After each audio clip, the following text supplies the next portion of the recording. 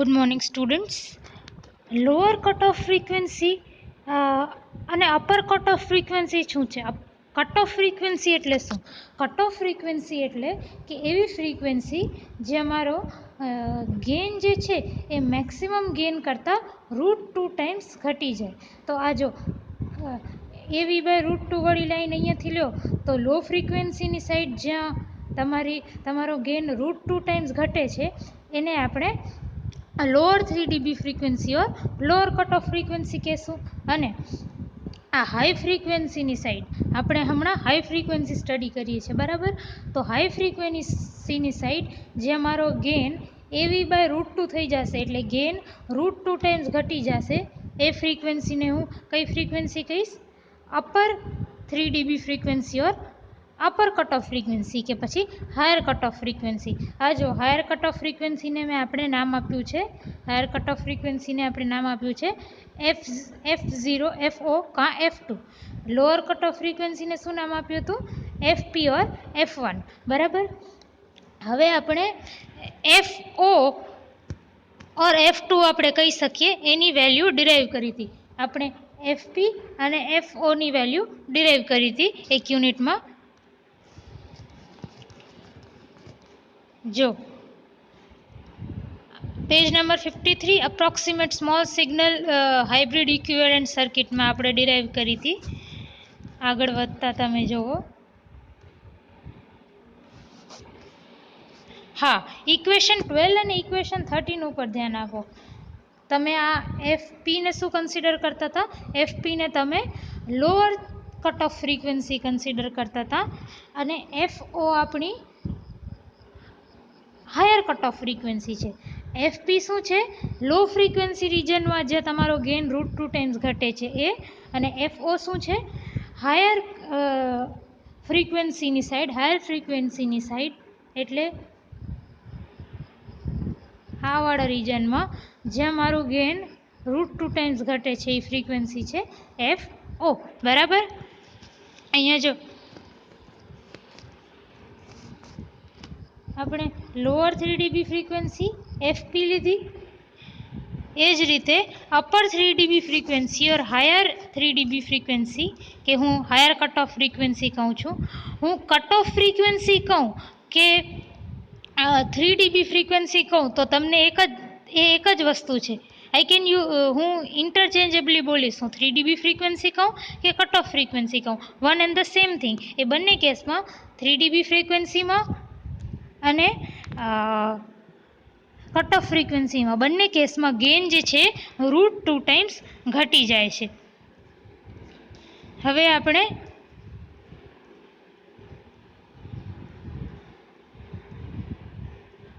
કાલે અહીંયાથી છોડ્યું હતું લાસ્ટ લેક્ચરમાં effect of source resistance on frequency response, ત્યાંથી આપણે સ્ટાર્ટ કરવાનું છે. હવે આપણે અપર 3 dB ફ્રીક્વન્સી ઓર અપર કટ ઓફ ફ્રીક્વન્સી એ કેવી રીતે આપણે ડિફાઇન કરી છે? F2 FO 1/2πRC, બરાબર? હવે લાસ્ટ ટોપિકમાં તમે ધ્યાન આપો. અહીંયા લાસ્ટ ટોપિકમાં આ વાળા સર્કિટમાં તો તમારું રેઝિસ્ટન્સ કેટલું છે?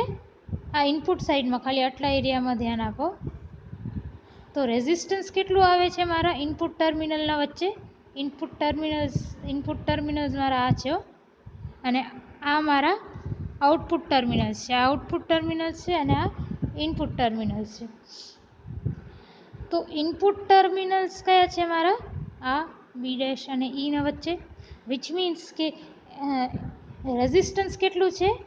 RB', અને કેપેસિટન્સ કેટલું છે? તો કેપેસિટન્સ છે CB' E + 1 + GmRL CB'.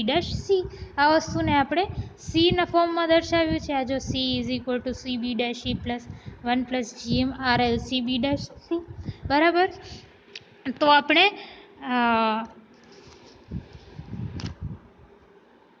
અહીંયા R છે એની જગ્યાએ RB' E સબસ્ટિટ્યૂટ કરીને C છે એની જગ્યાએ C શું છે આપણો? કેપેસિટન્સ કેટલો છે? CB' E + 1 + GmRL CB'. હવે આપણે ઉપર જેટલી પણ થિયરી સ્ટડી કરીને અહીંયા જો ઉપર જેટલી પણ થિયરી સ્ટડી કરી એમાં ક્યાંય આપણે સોર્સને નથી રાખતા. અહીંયા જો સોર્સ નથી. આપણે સોર્સને પણ કન્સિડર કરીએ ને, વોલ્ટેજ સોર્સ, તો વોલ્ટેજ સોર્સનો પોતાનો કંઈક ઇનપુટ રેઝિસ્ટન્સ, મતલબ ઇન્ટરનલ રેઝિસ્ટન્સ RS હોય. બરાબર. તો હું એને અગર કન્સિડર કરું સોર્સ રેઝિસ્ટન્સ RS ને, તો મારી સર્કિટ કેવી થાય? તો મારી સર્કિટ આવી કંઈક થાય. જો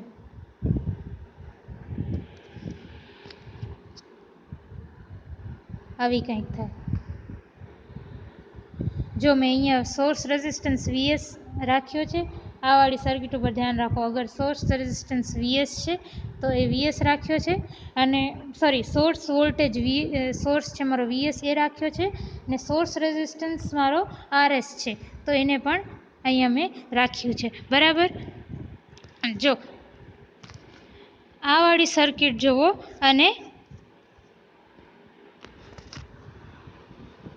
આ વાળી જુઓ, તો સેમ સર્કિટ છે. અહીંયા RBB ડેશ છે, RB ડેશ ઈ પણ છે. ખાલી આગળ છે ને અહીંયા તમે એક સોર્સ કનેક્ટ કર્યો છે, આટલા એરિયામાં એક સોર્સ કનેક્ટ કર્યો છે, અને એનું કંઈક સોર્સ રેઝિસ્ટન્સ પણ આવશે. બરાબર. તો જો સેમ વસ્તુ RBB ડેશ પણ છે, RB ડેશ ઈ છે પણ છે. ખાલી આ બે ટર્મિનલ પેલા તમારા ખુલ્લા હતા ને, એની જગ્યાએ તમે વચ્ચે એક વોલ્ટેજ સોર્સ VS રાખ્યો છે, અને એનો જે સોર્સનો પોતાનો ઇન્ટરનલ રેઝિસ્ટન્સ છે RS, એ પણ આપણે આ સર્કિટમાં રાખ્યો છે. આ જો આ વાળી RS. બરાબર. પછી આગળ મારી સર્કિટ સેમ જે ઉપર છે એવી સેમ જ હશે. આપણે ખાલી ઇનપુટના સાઈડ ધ્યાન આપવાનું છે, કારણ કે સોર્સ આપણે ઇનપુટમાં જ કનેક્ટ કરીએ છીએ. બરાબર. હવે તમે આ સર્કિટ ઉપર ધ્યાન આપો. તો હવે આપણી હાયર કટ ઓફ ફ્રીક્વન્સી કેટલી થઈ જશે? 1/2πr-c. ઉપર 1/2πrc હતું, જેમાં R શું હતું?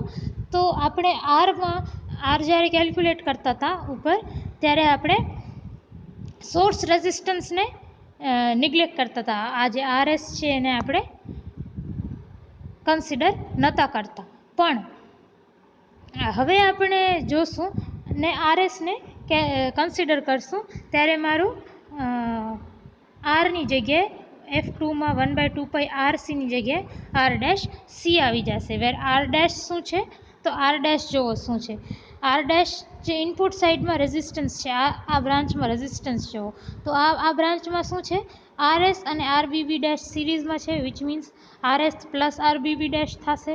અને આ જે RS પ્લસ RBB ડેશ છે ને, એ RB ડેશ ઈ સાથે પેરેલલમાં છે. સો R' is the parallel combination of RS plus RBB dash, which is in parallel with RB dash E. સો તમે ઇનપુટ સાઈડમાં જુઓ, હાઈ ફ્રીક્વન્સી મોડલના ઇનપુટ સાઈડમાં, એટલે આ જે હાઈ ફ્રીક્વન્સી મોડલ છે ને, હાઈ ફ્રીક્વન્સી મોડલ આ એના ખાલી ઇનપુટ સાઈડમાં ધ્યાન આપશો આટલાકમાં, તો તમને સમજાઈ જશે. ખાલી અહીંયા તમે એક સોર્સ VS અપ્લાય કરી દો, અને અહીંયા રેઝિસ્ટન્સ કનેક્ટ કરી દો, જેવું આ ફિગરમાં મેં કર્યું છે. બરાબર.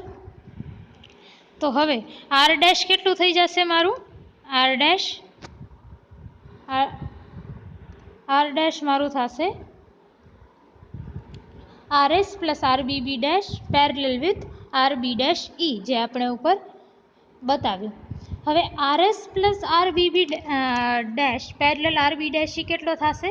તો RS plus RBB dash plus RB dash E divided by RS plus RBB dash plus RB dash E. બરાબર. હવે આ જે RBB dash plus RB dash E છે ને, this is nothing but HIE. આ તમે ઇક્વેશન 1 આપણે જોયું હતું. ઇક્વેશન 1 હું તમને બતાવું. આ જો આ વાળી ઇક્વેશન જો, HIE is equal to RBB dash plus RB dash E. તો આ વાળી વેલ્યુને તમે સબસ્ટિટ્યુટ કરી નાખો,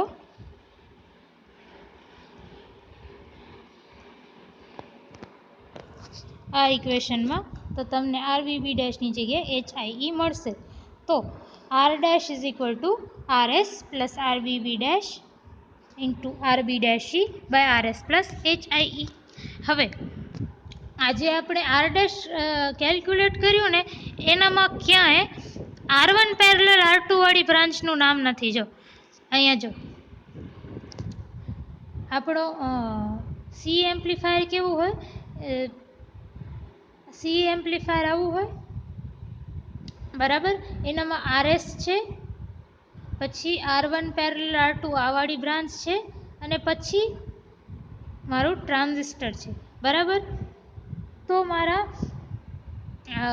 ટ્રાન્ઝિસ્ટરના ઇનપુટમાં કઈ કઈ વસ્તુ છે, ટ્રાન્ઝિસ્ટરના ઇનપુટ સાઈડ કઈ કઈ વસ્તુ છે, એક તો RS છે, બીજું R1 પેરેલલ R2 છે બરાબર. અને પછી ટ્રાન્ઝિસ્ટરના ઇનપુટમાં આપણો RBB ડેશ અને RB ડેશ E હતું, એ બધી વસ્તુ બરાબર. તો આપણે આ ફોર્મ્યુલામાં R ડેશના ફોર્મ્યુલામાં RS લીધો, પછી ટ્રાન્ઝિસ્ટરની અંદર જે RBB ડેશ, ટ્રાન્ઝિસ્ટરના ઇનપુટ સાઈડમાં જે RBB ડેશ અને RB ડેશ E હતું એને કન્સિડરેશનમાં લીધું. પણ આ જે મારો R1 પેરેલલ R2 વાળી બ્રાન્ચ છે ને, એ કન્સિડરેશનમાં નથી લીધી. જો આમાં RS છે, પછી ટ્રાન્ઝિસ્ટરના ઇનપુટમાં જે RBB ડેશ અને RB ડેશ E છે એ વાળું બધું કન્સિડરેશનમાં લીધું છે. પણ મારા ઇનપુટ સાઈડમાં આ વાળી જે બ્રાન્ચ છે R1 પેરેલલ R2, એને મેં કન્સિડરેશનમાં નથી લીધું જ્યારે મેં R ડેશ ડિફાઇન કર્યું. એટલે હું આ જે બ્રાન્ચ છે R1 parallel R1 parallel R2 ને હું R નામ આપીશ. R is equal two R1 parallel R2 બરાબર. તો હું હવે R1 પેરેલલ R2 ને કન્સિડરેશનમાં લેવા માટે હું શું કરીશ કે સોર્સ રેઝિસ્ટન્સ RS છે ને, એની જગ્યાએ હું RS ડેશ ડિફાઇન કરીશ. RS dash is equal to RS parallel with R. આ જો આ રેઝિસ્ટર અને આ વાળી બ્રાન્ચમાં જે રેઝિસ્ટર છે એ, અને આ વાળી બ્રાન્ચ જે છે, આ બંને પેરેલલમાં છે. એટલે RS જે છે એ આ વાળી બ્રાન્ચ સાથે પેરેલલમાં છે. આ વાળી બ્રાન્ચને મેં શું નામ આપ્યું છે, આ બ્રાન્ચને મેં નામ આપ્યું છે R which is R1 parallel R2. આ બ્રાન્ચને મેં R નામ આપ્યું છે. સો R is parallel with RS. So RS parallel R ને હું RS ડેશ કહીશ.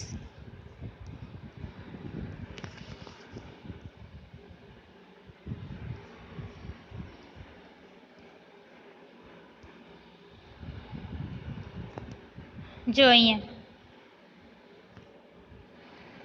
RS ડેશને મેં RS પેરેલલ R એ રીતે સબસ્ટિટ્યૂટ કરી નાખ્યું.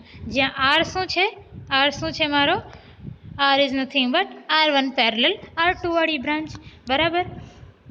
હવે મારો ફોર્મ્યુલા કેવો થઈ જશે, ઉપર શું હતું, ઉપર આ જે ફોર્મ્યુલા છે ને, આ સેમ ફોર્મ્યુલા રહેશે, ખાલી RSની જગ્યાએ RS જ્યાં જે છે ત્યાં RS ડેશ આવી જશે. ને RS ડેશ શું છે, તો RS અને R નો પેરેલલ કોમ્બિનેશન. RS એટલે સોર્સ રેઝિસ્ટન્સ, જે અહીંયા આપણે વાપરતા હતા એ, અને R શું છે આપણો, R is equal two R1 parallel R2 બરાબર. હવે આપણે high frequency response of 3 CE stages calculate કરશું બરાબર. હવે આપણે આર્ટિકલ 15.4માં છે ને 3 સ્ટેજ CE કાસ્કેડેડ એમ્પ્લીફાયર લીધું હતું, 3 સ્ટેજનું, અને એનો લો ફ્રીક્વન્સી રિસ્પોન્સ જોયો હતો, લો ફ્રીક્વન્સી રિસ્પોન્સ. હવે આપણે સેમ સર્કિટ વાપરીને હાઈ ફ્રીક્વન્સી રિસ્પોન્સ જોશું. તમને થોડાક પેરામીટર્સ આપેલા છે. લોડ રેઝિસ્ટર્સ 3 2 કિલો ઓહ્મ્સ છે, HFE 50, HIE 1 kilo ohms, RB dash E 860 ohms, RBB dash 140 ohms, CB dash C 4 pico farad, CB dash E 31 pico farad, R, which is R1 parallel R2 is 1 kilo ohms, RS is equal to 600 ohms, and GM is equal to 58 millimole. We have to calculate upper 3 dB frequency or higher cutoff frequency, which is F2. હવે આપણે article 15.4 માં આપણે lower cut off frequency F1 આપણે find out કરી હતી. આ કેસમાં આપણે upper 3 dB frequency F2 calculate કરશું અને એના માટે તમને સેમ સર્કિટ વાપરવાની છે જે આપણે ત્યારે વાપરી હતી. બરાબર? તો હવે આ સર્કિટ ઉપર આવી જાઓ.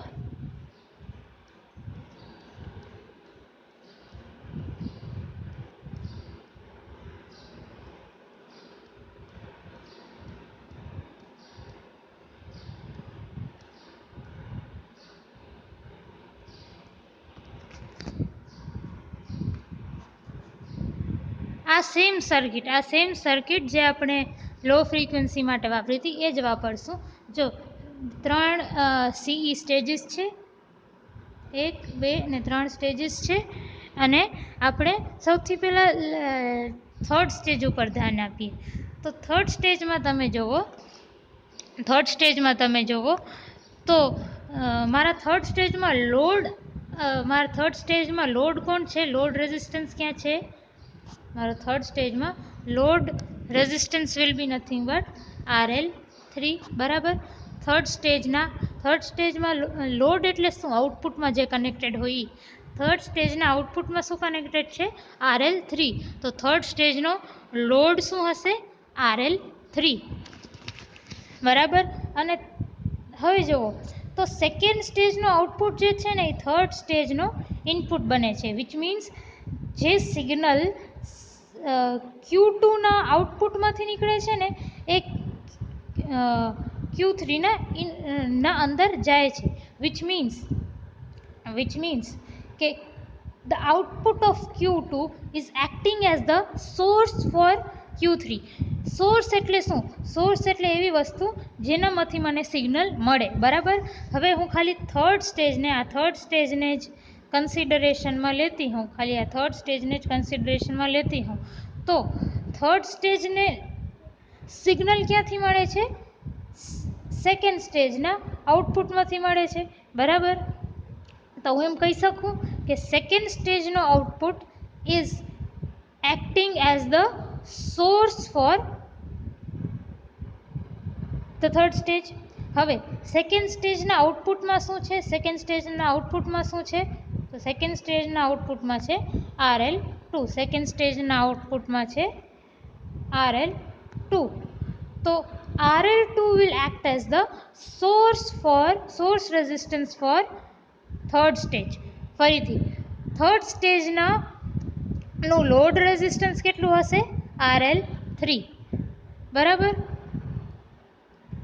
અને થર્ડ સ્ટેજનું સોર્સ રેઝિસ્ટન્સ, ખાલી થર્ડ સ્ટેજનું સોર્સ રેઝિસ્ટન્સ RS કેટલું હશે? આપનું RL2 જેટલું.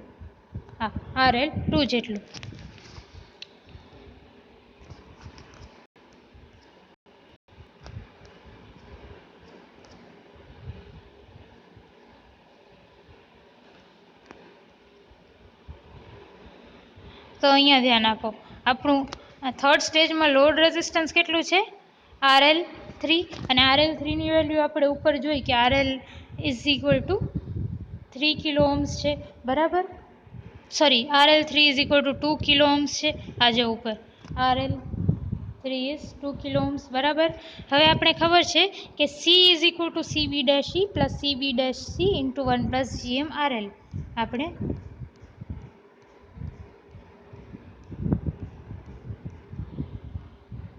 અહીંયા ડિરાઈવ કર્યું છે. બરાબર? તો હવે આપણે CB' E અને CB'(C)ની વેલ્યુ સબસ્ટિટ્યૂટ કરતાં CB'(E)ની વેલ્યુ કેટલી છે? 31 પિકો ફેરેડે. CB'(C)ની વેલ્યુ કેટલી છે? 4 પિકો ફેરેડે. તમારું GM કેટલું છે?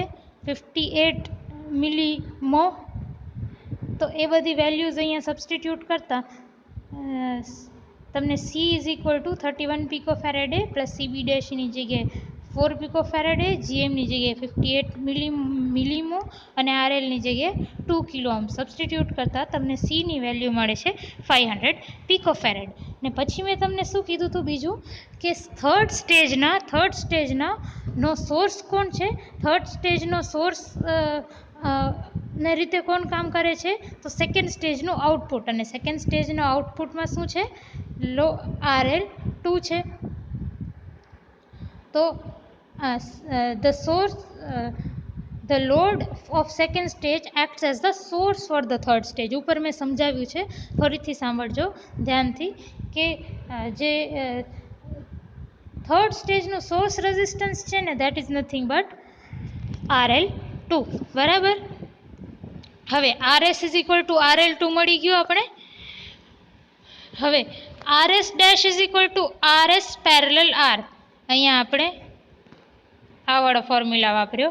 તો RS dash is equal to RS parallel R. તો અહીંયા જો RS પેરેલલ R. RS શું છે મારું? RS મારું RL2 જેટલું છે. RS મારું RL2 જેટલું છે. તો અહીંયા મેં RSની જગ્યાએ RL2 સબસ્ટિટ્યૂટ કર્યું. અને R કેટલું હતું મારું? R મારું હતું 1 kilo ohms. R was R1 parallel R2 is equal two 1 kilo ohms હતું, બરાબર. અહીંયા જો R is equal two R1 parallel R2 is equal two 1 kilo ohms. તો આને સોલ્વ કરતાં મારું 677 ઓહ્મ્સ RS ડેશ આવ્યું. હવે આપણે RS ડેશ મળી ગયું ને, તો આ ફોર્મ્યુલામાં પુટ કરી દો R ડેશ. અહીંયા RS ડેશ મળી ગયું તો તમે આ R ડેશ વાળી ફોર્મ્યુલામાં પુટ કરી દો. અહીંયા જો એ જ કર્યું છે, same formula RS dash plus RBB dash into RB dash E by RS plus HIE.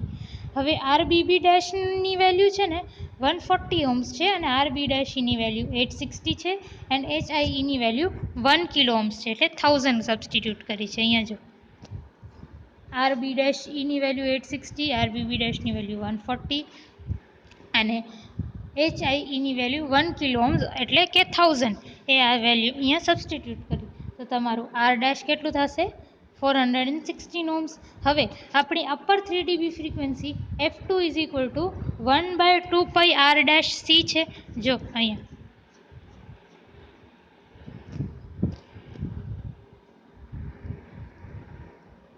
F2 is equal to 1/2π R dash C. આપણે R ડેશની વેલ્યુ મળી ગઈ અને Cની વેલ્યુ મળી ગઈ.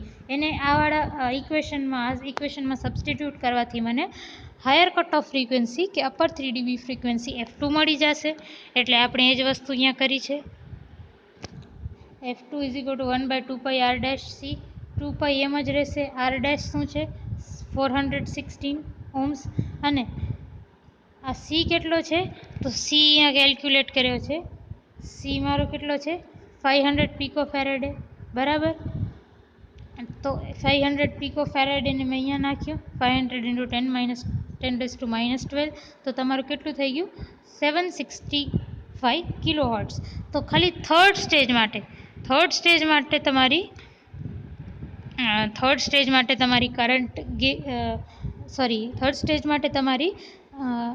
હાયર કટ ઓફ ફ્રીક્વન્સી કેટલી થઈ? 765 કિલો હર્ટ્ઝ. હવે સેકન્ડ સ્ટેજમાં ધ્યાન આપો. તો સેકન્ડ સ્ટેજમાં ધ્યાન આપો.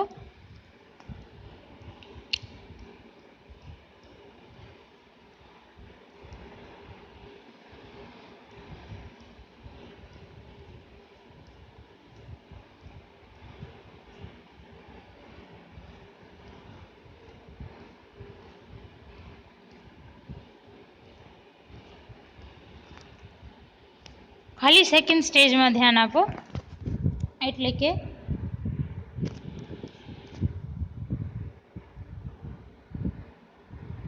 આટલા એરિયામાં સેકન્ડ સ્ટેજમાં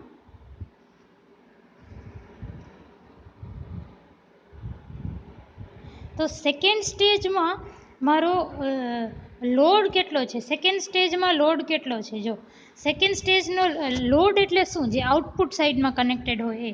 તો સેકન્ડ સ્ટેજના આઉટપુટ સાઈડમાં શું છે? એક RL2 છે, બરાબર.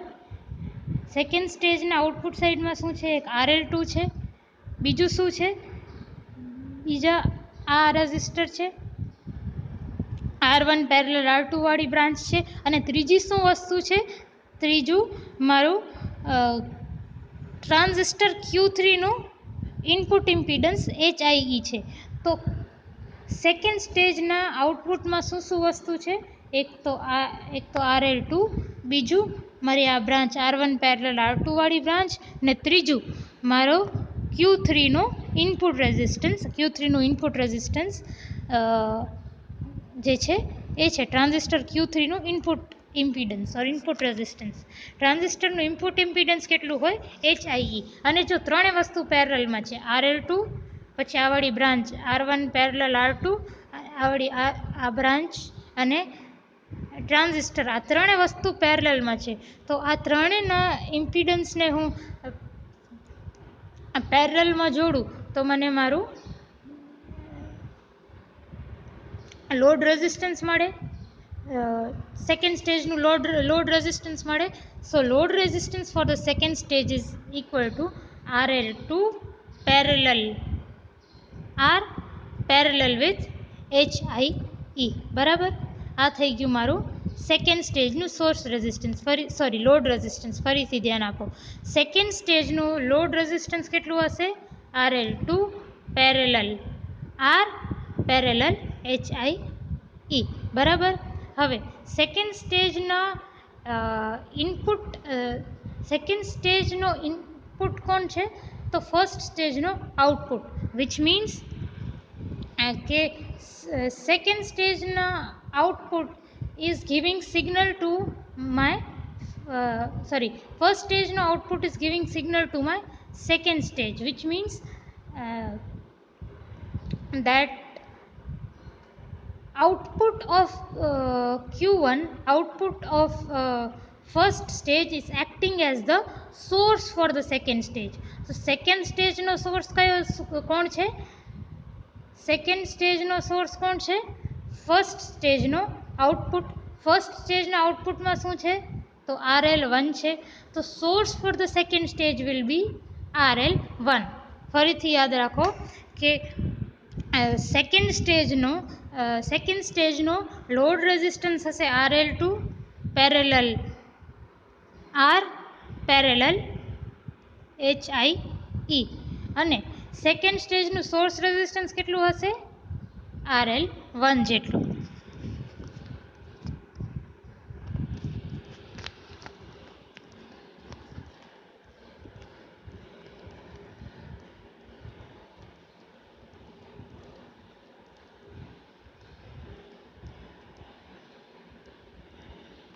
તો એ જ વસ્તુ મેં અહીંયા લખી છે. Effective value off load resistance for the second stage is RL2 dash, which is the parallel combination of RL2 R and HIE.